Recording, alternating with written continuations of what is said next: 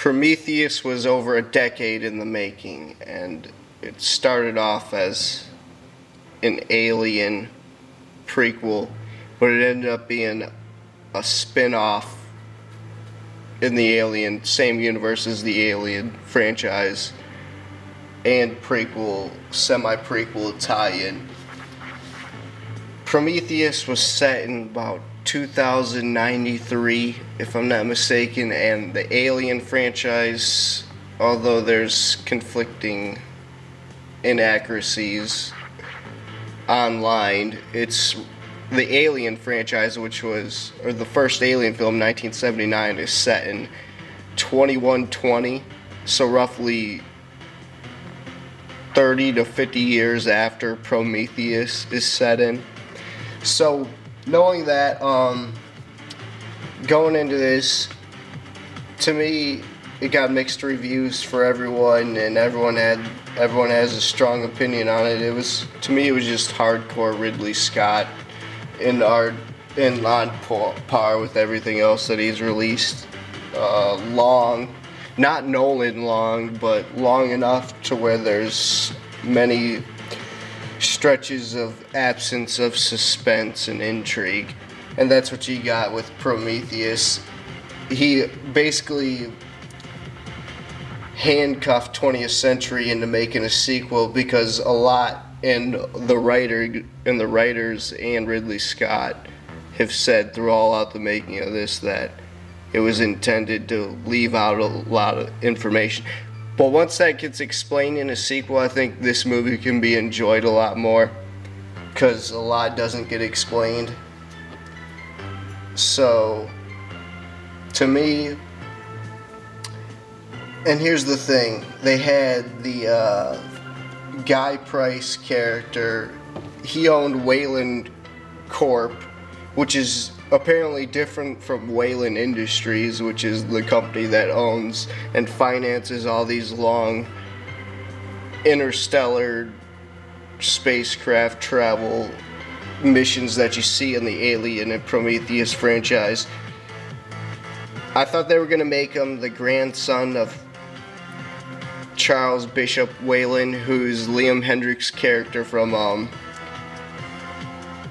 Alien vs. Predator 2004. Remember, he owns Wayland Industries and he finances the mission to Antarctica, and he ends up dying in 2004. He isn't related to him, apparently. It's a different Wayland Corp, which is, I don't know why they did that. But anyway, the writer for Prometheus, Damon Lindelof, not interested, no longer involved for a sequel. He wrote Lost and Cowboys and Aliens, and now he's working on Tomorrowland. That was the 1952 film from Brad Bird that he's working on. That's supposed to be a sci-fi film, but I guess that's good news. I mean, because Prometheus was just a letdown in so many aspects, and he even says that a fresh mind, fresh eye on the script would be better for the franchise in the future, and maybe he's sick of basically being Ridley Scott's lapdog. I mean, he basically probably wrote everything that was Ridley Scott's vision and had to do all the dirty work of punctuation for the script and formatting for the screenplay. So he's gone. He probably had no creative input anyway. Let's talk about the end of Prometheus and what's going to happen for the sequel. As we know, Shaw, which is Noomi Rapace's character, the scientist, ends up leaving on the engineer spacecraft with the android, Michael Fassbender's character's head. He's known as David in the film, who plays the android. No equipment, no other survivors, no other big name actors that were in the first one can return. I don't understand why they planned this big sequel, but everyone kind of dies kind of at the end all at once in this strange way where you don't see their own spacecraft ends up pulling a Japanese kamikaze mission like galaxies away from ours. They use Japanese warfare kamikaze the engineer's space, and you're like, oh my goodness. And then this is the alien tie-in discussion part. You ready for this? He also said, Ridley Scott said that a sequel would drive further away from the Alien franchise.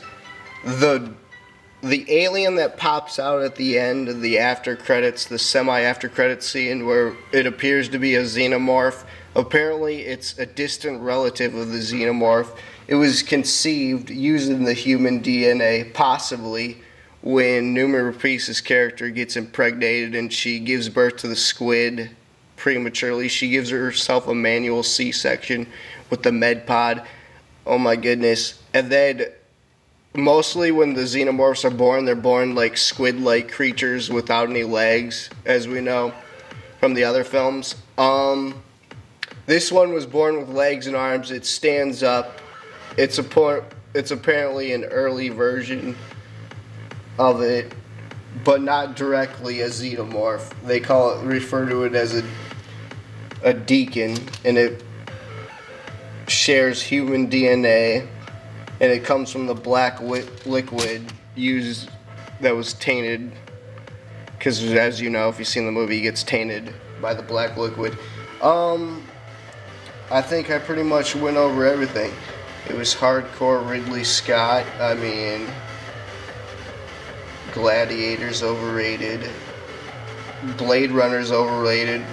Really long and dry. I mean, that's pretty much all the information I have on it right now. So when they actually plan on making one, which isn't going to be soon, it probably won't even be till 2016. Might even take longer than that.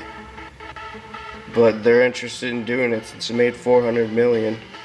This was JBM from VillainNews. I'm out.